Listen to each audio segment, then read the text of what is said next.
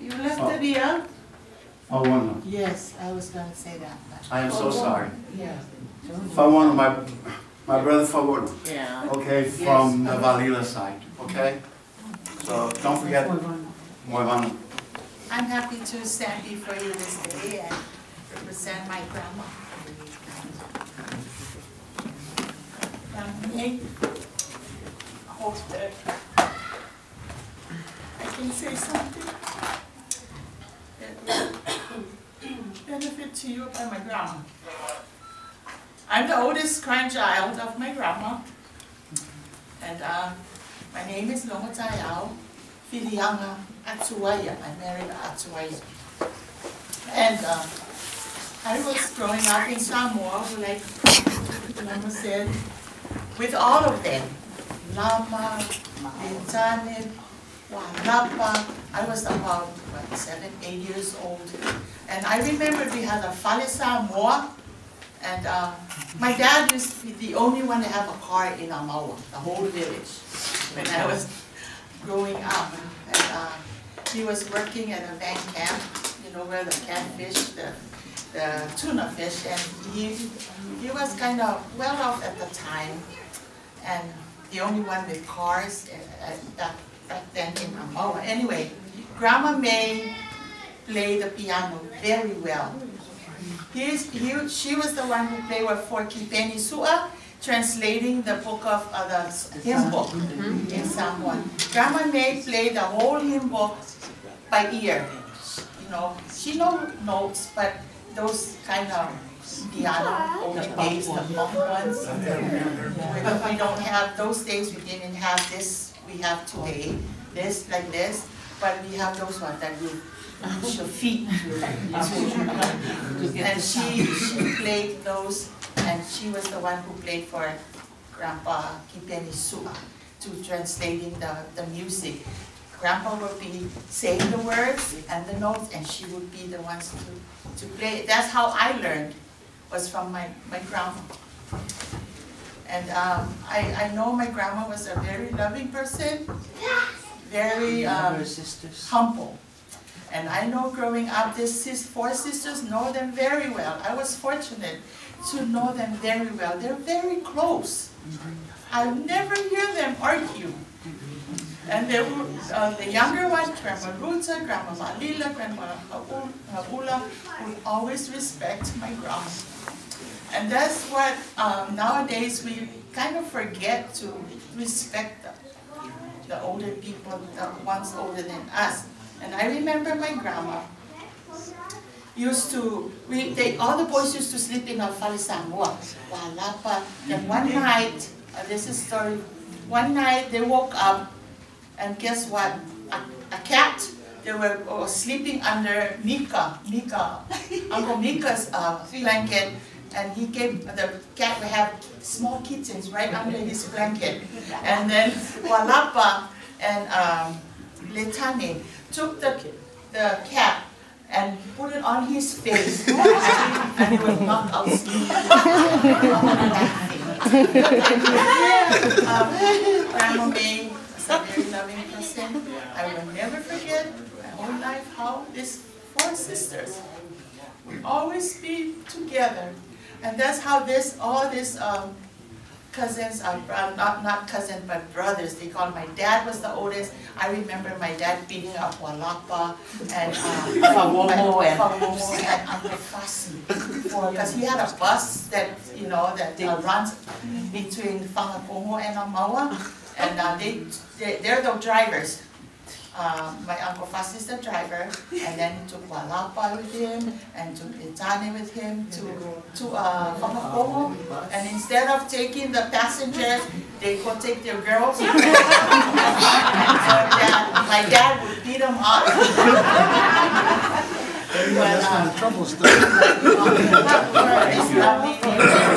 Well, I'm still having the floor. I told the host for Vegas, let's have another Vegas reunion here next year. Yeah.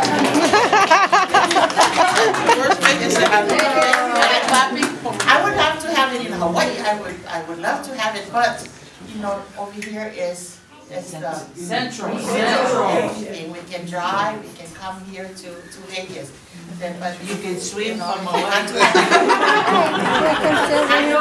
know it's hard work. I know it's hard work. It's not easy. But I want to thank those who have the reunion this year. We started, it's the first one. So next one will be much better than we have today. Thank you, Lama.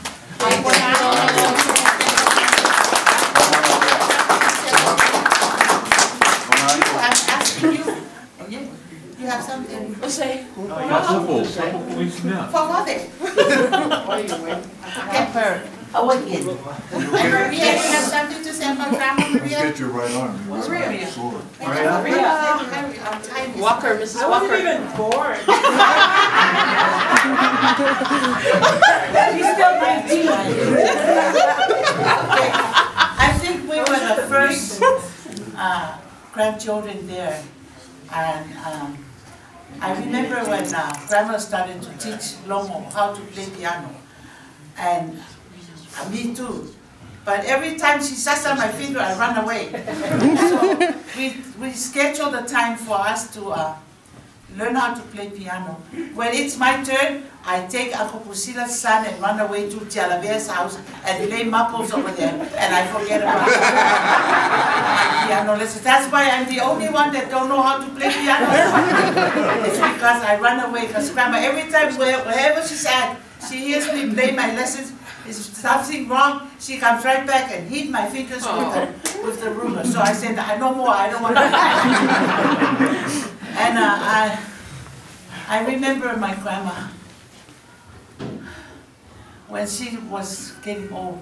I remember there was a time that all the sisters came, because Grandma Ruta and Grandma Maula and Grandma Vadila were here, we already moved to the United States. When they came back, they all stayed at our house. I used to drive them in my dad's Jeep, and they would make noise and make jokes about themselves in the back, and I'm driving nothing at the three sisters. But when she was very forgetful, she asked, "What's your name?" every time. And if we feed her now, because we feed her first, and then it's our turn to eat, she'll come out and say, "Oh, now you're eating and you never feed them." And I feel so bad for my stepmom because she gets it all the time from Grandma. And everybody's slippers that come, anybody that comes to our house, Grandma would collect all their slippers from the door and keep it in her room, and then she'll say that's all hers. When the time comes for the people to go, they look for their slippers or shoes. They're all gone. Every time Frank's dad come, I remember that, Uncle Moon. Grandma would, that would be the person for her to remember. Oh, Logotaeao Mu Kangaru. Because Mu would always come and tease her and play jokes with Grandma. But she was a very loving person. She moved back to Samoa when my parents were divorced, when my dad and my mom got divorced. She moved back to Samoa just to take care of my brother and my sister and I. That's the reason why she came back, when she was staying with Auntie Longo in Hollywood. That's where she lived, but she came back when she found out that our parents were divorced because she didn't want us to go anywhere. But this one went with my mom. And Auntie Longo flew from the United States and took her back and sent her to stay with my dad in Western Samoa. But that's, my grandma would walk to Faliaga. We were in elementary school. You know the Pepples, the Ma'asamboa, that's how the floor is of the school building that we were going to school. And we were poor at the time. She would cook the rice, put sugar on it, wrap it with the banana leaves, and walk to Faliaga in the hot sun to bring us something to eat when we were in school. And I remember every Friday when my Uncle Priscilla was working at Van Camp, that's the only day we would go sit under the breadfruit tree in front of our house and wait for Uncle Priscilla to come. That's the only day we will get ice cream, because that's Uncle Priscilla's payday from the bank. He loved to go sit under that breadfruit tree and wait for Uncle Priscilla, because we know she'll bring a package of candy or a pack of cookies. It's the only time we would get a treat. And life was hard at the time, but it was a happy family. No matter what we eat, we are always happy. Nowadays we make jokes and fun about it. Remember Uncle Manuti? Uncle Mika? All my uncles were there to take care of us when we were young. That's how we knew all of that. And Uncle Alapa was a tough one. I remember my dad would tell them to go make saka, to cook the banana. They would leave a whole bunch of banana in the can and on a fire and run away to Fangaitua to play cricket and fight with the Fangaitua boys. Was a bad thing. And Auntie Maula was the fighter in our family.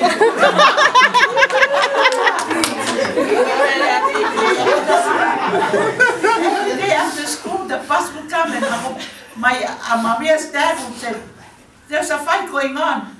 And then when we go, it's always she beats up all the women here. There's a severe stop every time she put her on the crowd.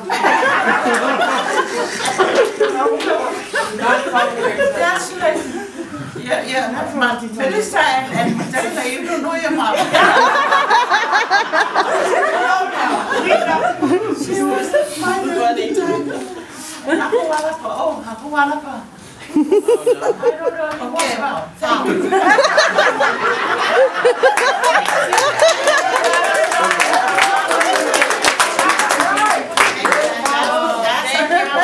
I have one story more. Uncle Walapa. One day we were on the same flight coming from Hawaii to here, to Utah. I came on the plane, I was on a standby pass, and he was already on the plane. He saw me struggling to put my luggage on the thing, but there was no space. He came out and said, "Are you okay?" I said, "Yes, I'm trying to." He brought somebody else's luggage on top of the space, throw him down, and put mine on it. "Okay, go sit down." "Oh, never mind, don't worry about it."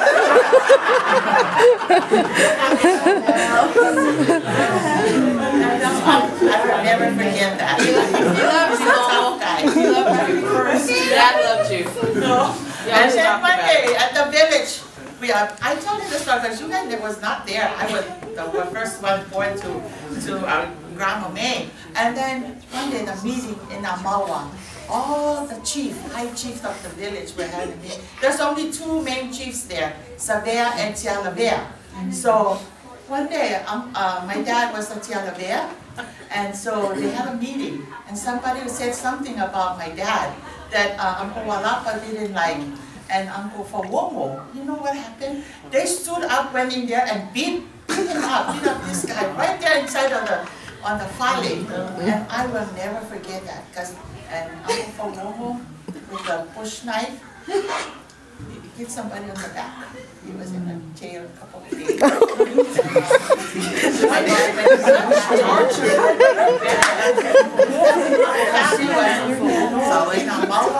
I just wanted you to know, and nobody fool around with that, with us. We were always protected.